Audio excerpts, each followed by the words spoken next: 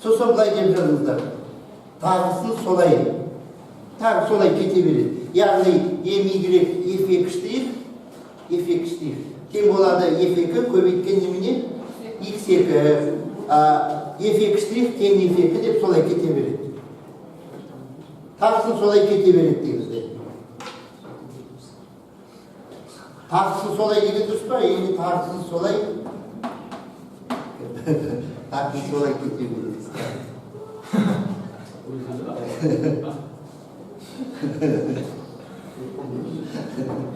Тағы да солай кете береді.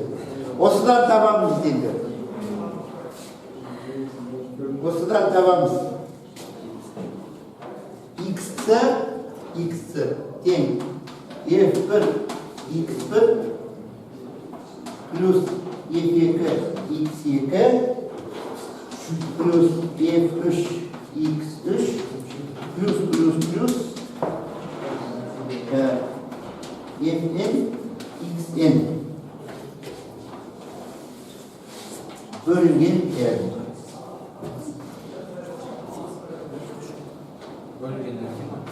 Summa fk xk деленное на f. Так, а, б, на удаление. А, б, в, г.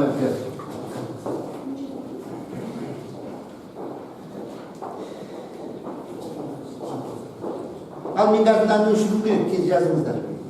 Қолыңыздар ма? Қолыңыздар ма?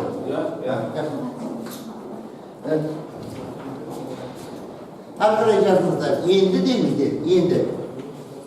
Y-ді табамыз деміздер. Енді Y-ді табамыз.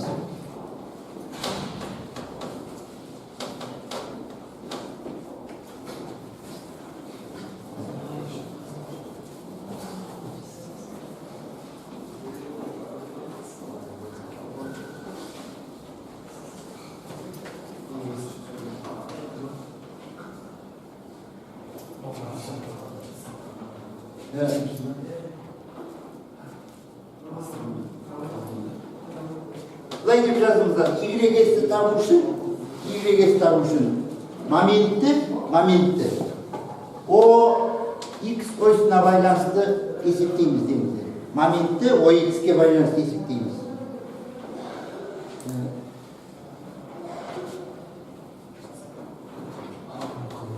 Ал Z-ді табу үшін деміздер. Z-ді табу үшін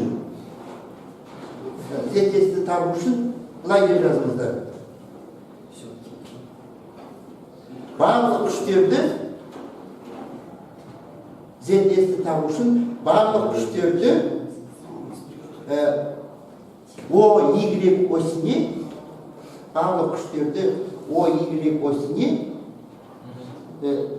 параллель қылып бұрамыз дейміз. Бұрамыз? Иә, Z-ді табу үшін.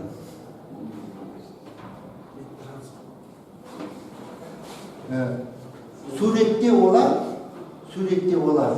пунктирмен келтірілген.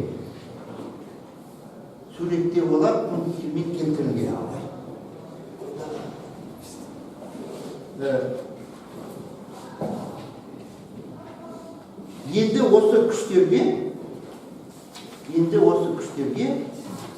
Вариньон теоремасын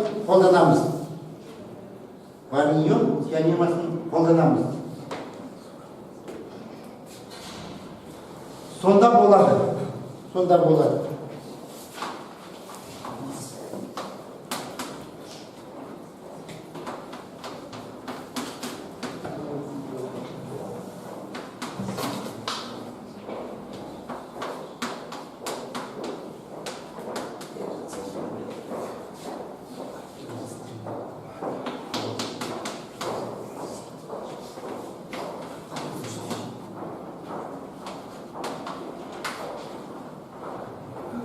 Так, қандай әріп болады? А бұрғы? Д болады. Бұны жазып алады. Д, Окей, шатаспасек старшысы. Осы д-дан зетес табылады дейді. Зетес табылады.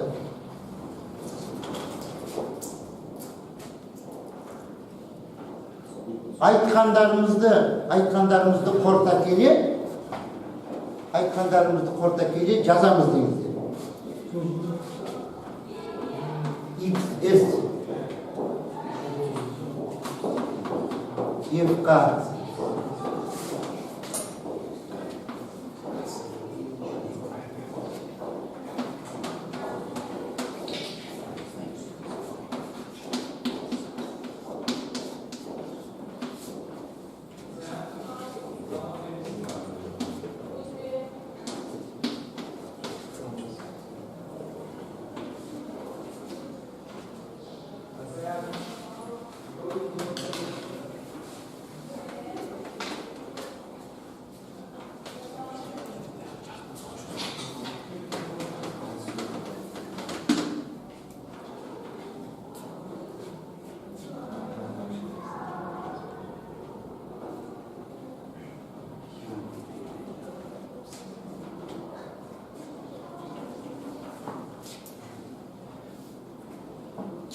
деңіздер. 72 маңызды болып табылады.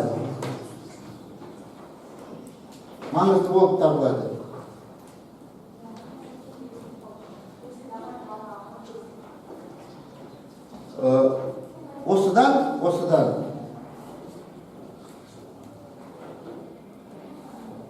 ауырлық күштің центрінде табылады. Ауырлық күштің де центрі табылады. Ал R 71-мен анықталады дейміздер. R 71-мен анықталады.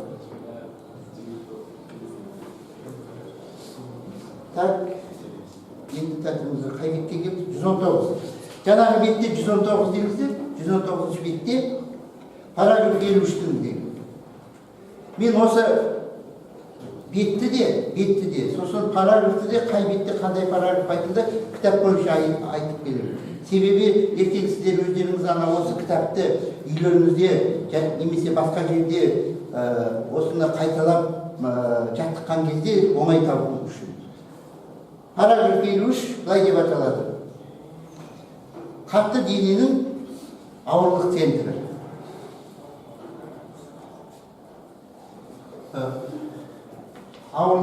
Қатты дененің ауырлық центрі. Параграф 53.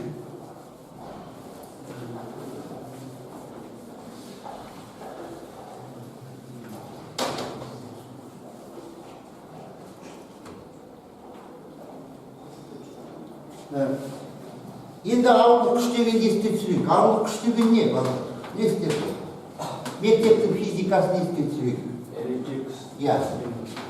P2, M2Ж, P3, M3Ж, солай кете береді. P-ен, M-ден Ж. Бұл енді жаңа параграф болған кейін қайтадан кетеміз. Новый параграф жаңа, сондықтан қайтадан кетеміз.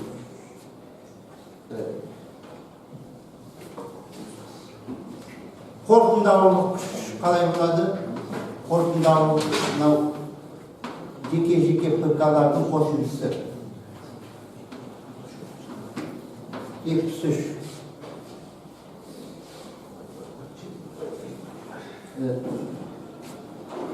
Жазыңыздар. Мәселе 120-ші бетте. Рисунок 126 көрсетілген дейміздер.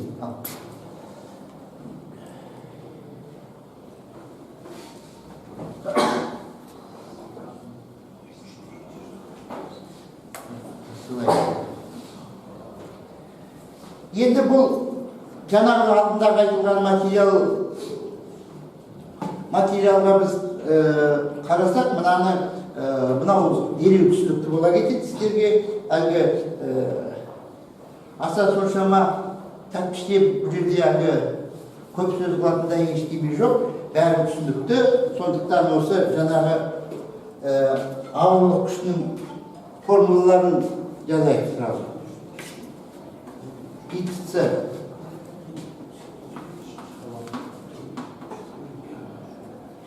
ПК XK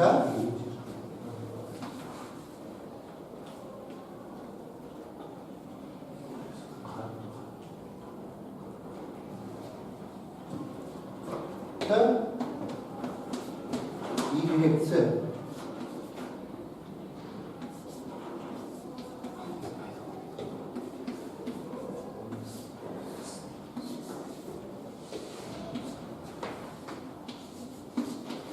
ZC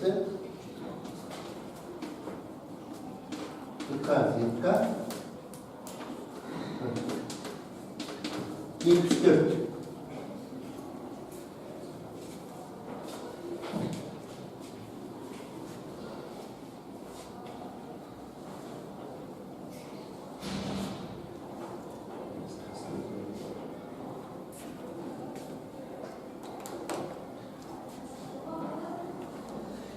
Енді бір кішкене өтіп жіберейікші жазуларыңызды тездетіп, мынау кішкене материал алып соны көрейік. Жазыңыздар, осы 120-ші бетте, осы әдебиеттің 120-ші бетте 54-ші параграф.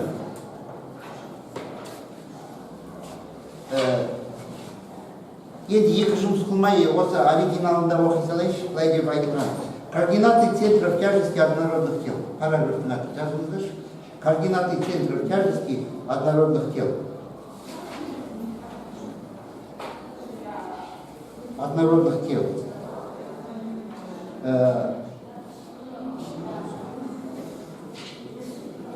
Енді былай дейді, однородные тело деген, енді қазақша біртекті, однородный, біртекті. Сонда былай дейді, оның жаңағы несі, салмағы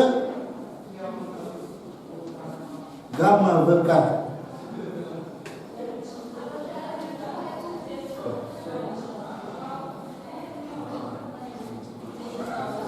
Немесе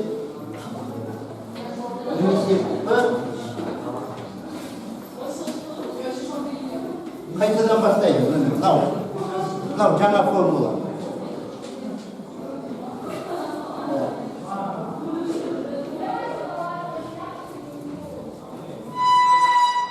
Мынау гамма. Жазыңыздаршы, гамма. Гамма. Вес единицы объема. Вес единицы объема. Бір көлемнің бір бөлігіне қатысты салмақ. Көлемнің вес единицы объема гамма. Қысқасын айтқанда, мына А формуланы қалай деп түсінуге болады? А формуланы біз бұрынғы мынау П-ның орнына, біз П-ның орнына қазір П-ны немен алмастырамыз? Гаммамен алмастырамыз. Мақсат та П-ны гаммамен алмастыру. Ай, жоқ, кешіріңіздер. Гаммамен емес.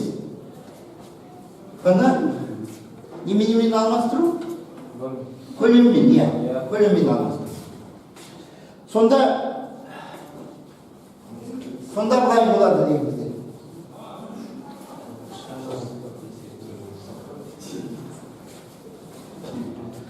Сонда нәтижесінде былай болады.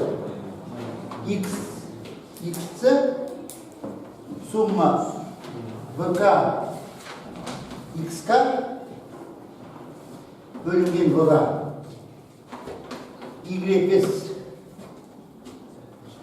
сумма ВК YK бөлінген неменеге В-ға. Соңғысы ZS сумма ВК ZK бөлінген В. Так. Мына формула кітап бойынша 75 делінген. Кітап бойынша 75.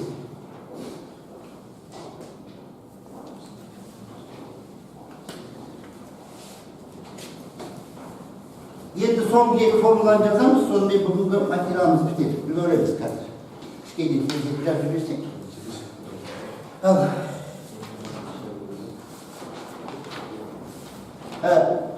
Былай деп жазыңыздаршы. Мынау 75. Егер де дене үш өлемдік дене үш өлшемді кеңістікте берілген болса. 75 дене үш өлшемді кеңістікте. Енді былай деп жазыңыздар. Біртекті плоский. Біртекті плоский жалпақ пластинканы қарастырайық деңіздер. Біртекті жалпақ пластинаны қарастырайық. То есть мынау көлем. Енді біз неге түстік? Жалпақ плоскостьқа түстік. Сонда болады деңіздер. XC сумма SK XK бөлінген S YS сумма SK YK бөлінген S.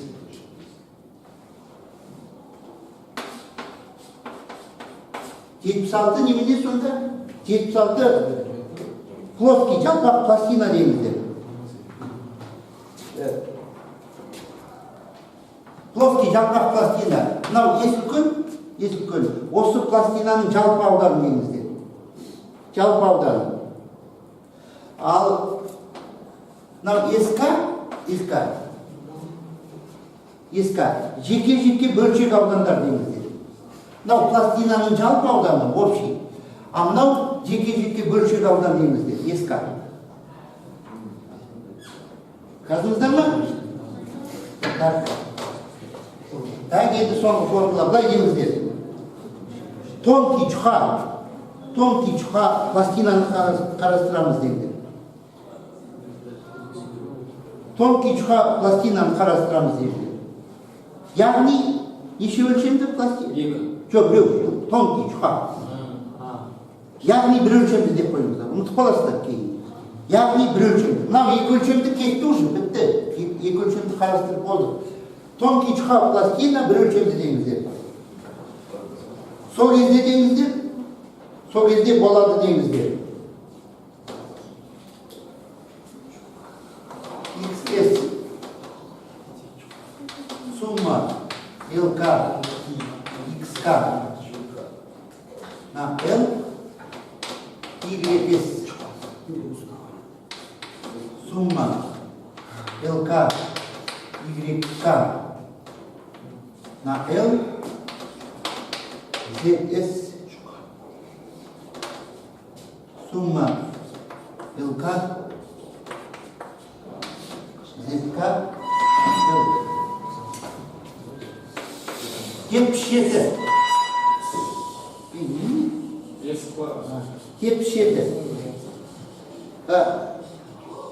Былай деп жазыңыздар. Мынау үлкен L даже бұны пластина емес, стержень деу керек. Лучше пластина дегеннен гөрі стержень. Мынау стерженьнің жалпы ұзындығы. Ал мынау LK жекеленген бөліктерінің ұзындығы дейміздер.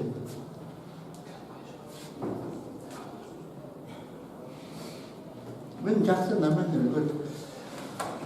Ал енді құрметті мынау жылу энергетика ЖЭ-23 студенттері, бүгін мінекей жоспар бойынша барлық алдымызға қойған барлық материалды айтып үлгердік. Осымен бүгінгі лекциямыз тәмамдалды, аяқталды. Тыңдағандарыңызға көп рахмет.